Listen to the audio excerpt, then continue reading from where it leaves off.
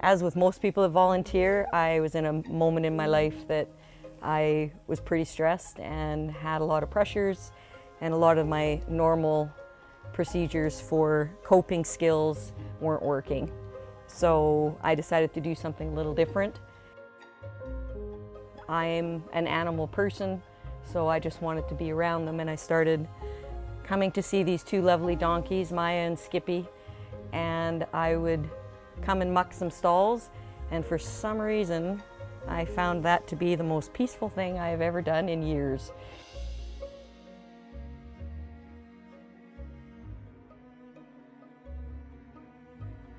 We are an organization that is committed to the rescue and humane treatment of cats, dogs, domestic animals.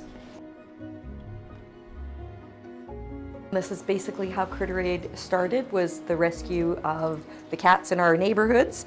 What we facilitate is anywhere from 300 to, could it be as high as 600 adoptions a year. And our outreach program also assists equally as many.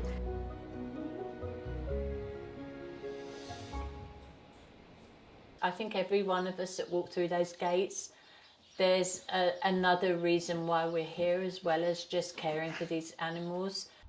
I find it magical, I really do. You can sort of come through the gates, close them behind you, and leave your day-to-day stuff out there and just concentrate on yourself and the animals. I think it is a sanctuary for all of us. And kind of rejected from the herd, aren't you? Yes, you are. Anyone who needs healing comes here and finds it.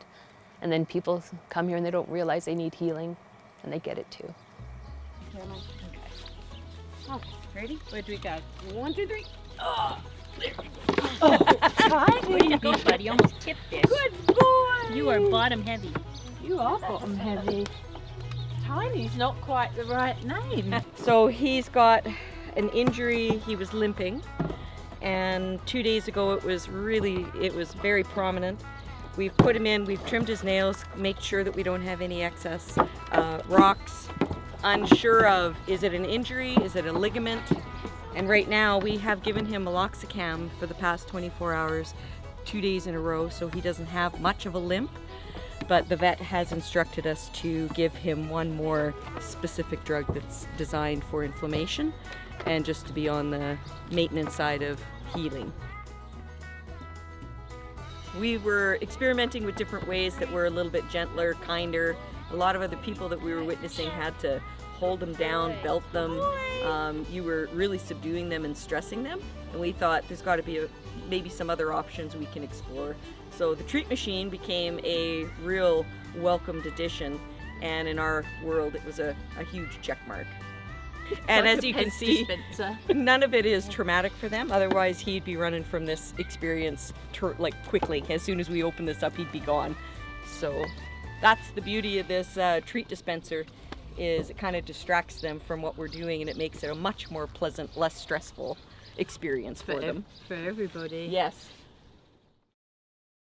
Hey, where is it?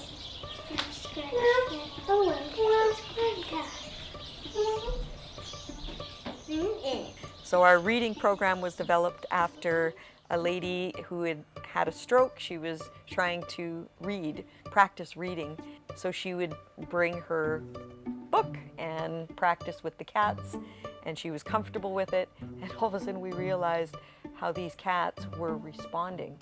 Some of our more feral, scared cats that come in, once they've been bounced, most cats aren't on their best behavior, and they have a moment of decompression, and they're in a cage, and they're usually just finding their own bearings. And we now have people that come in, whether you are grade school or brain injury society, Alzheimer's, X, Y, or Z, they are now full-fledged going in and reading to these animals.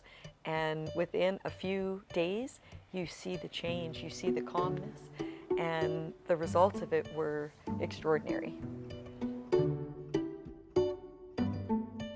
Just recently a lady from Oliver reached out. She has some feral cats that she's been looking after, she'd been feeding them. Unfortunately, none of them were fixed. She actually trapped them herself because they were on her property. And we have recently welcomed 15 new kittens into our sanctuary from these cats. So they came in just at the nick of time. They didn't have their babies outside in the cold, but they're babies having babies. That's Chris, that's the dad. So here we go, look, here's some babies. Hey Joy, she's fine, she's just, there's Joy and her babies. So she had 5 black babies. Hey Joy, and she's only a baby herself. Hey sweet girl. And then in here is Honey.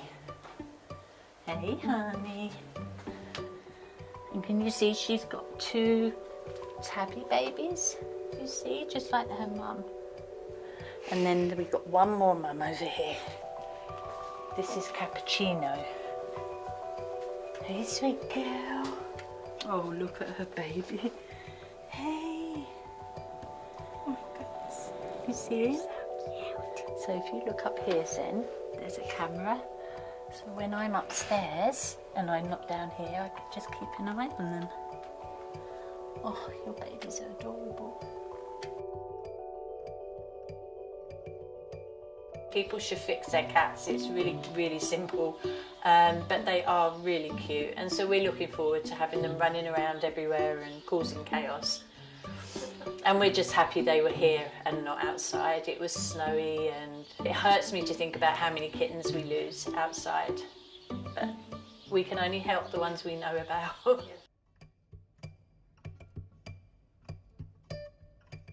One day every month is CritterAid Day, so they'll bring in whatever spays and neuters they have that need to be done, and we'll do them then. And then throughout the rest of the month, if they have any sick cats that need to be seen, we'll see them. They do an incredible job making sure they all stay healthy and they're all tested appropriately, so they're all in really good shape when people adopt them. And so I think it's just a great place to get a cat. People always ask us why we don't do goat yoga here. And we always say, like, we would be breaking a lot of bones. I've been volunteering at CritterAid for about 7 years now. I started volunteering out in the cat sanctuary, and since we got Timon, I've been in the pasture. So I'm one of the main cleaner of stalls, hauler of hay, and that kind of fun stuff. We feed them, care for them, are constantly fixing their areas until we say goodbye.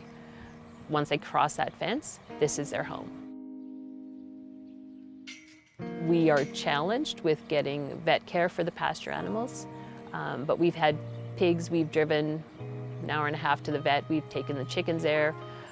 Luckily, we haven't had to put any of our goats in a trailer to get help, because that would be interesting. We had a goat that had mastitis that had become gangrenous. And that's how come we had rescued her. She came from the dairy farm, and she was going to be put on the truck for slaughter because she had mastitis, which is basically an infection in their udders. She came here skinny, sick, I would say depressed. We made the decision to get surgery. It's very hard on goats. They don't have a lot of lung capacity, so the risk of death is pretty high. She was completely savable. No vet would come out. So we were doing it via Zoom and with amazing assistance from afar, but they made us do it. And it was like where we were cutting off all of the gangrenous, so it was a red mass about this big, and then we had to do the poultice and old school, honey, cabbage, you know, and wrapping her. It was such a gross experience, but a learning experience that none of us will ever forget. And she survived. we did it. It was a win.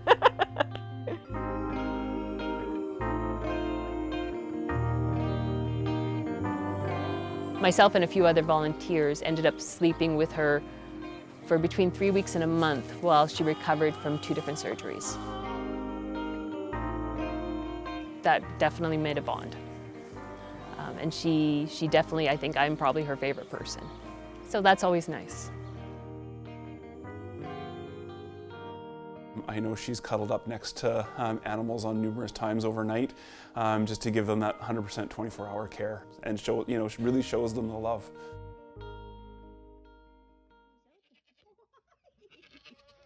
Why, hello, everybody.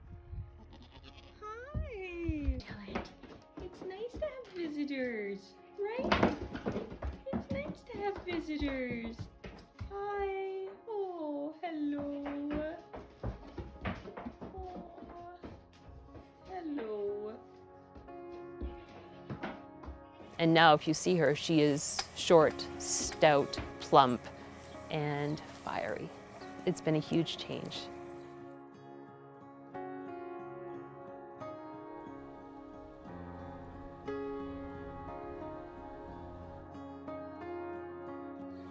The stress and the worry and the pressures of volunteering in a rescue, it still gets outweighed by the joy and love we have for the animals.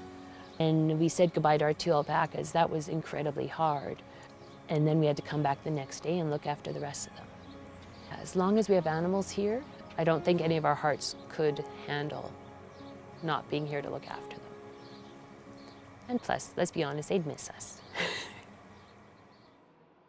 I'm so inspired by the people that come here. They donate their very valuable time. They bring their skills, their superpowers to the table, and they share them willingly. They don't expect payment. We're doing this for free. Some people are putting in 60, 70 hours and still come back with a smile on their face. They really kind of go above and beyond every time, and every single dealing that I have with them, it's just so clear about how passionate they are about what they do and what they're doing. And you can see it in how the animals act and behave kind of around them as well as on the farm. Those animals trust them all 100%. It's obvious.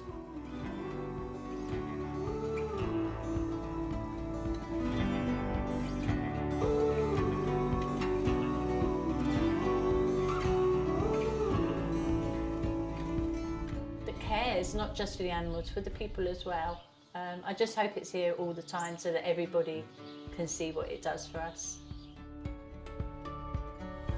This is a sanctuary for them to live out their lives for exactly who they are.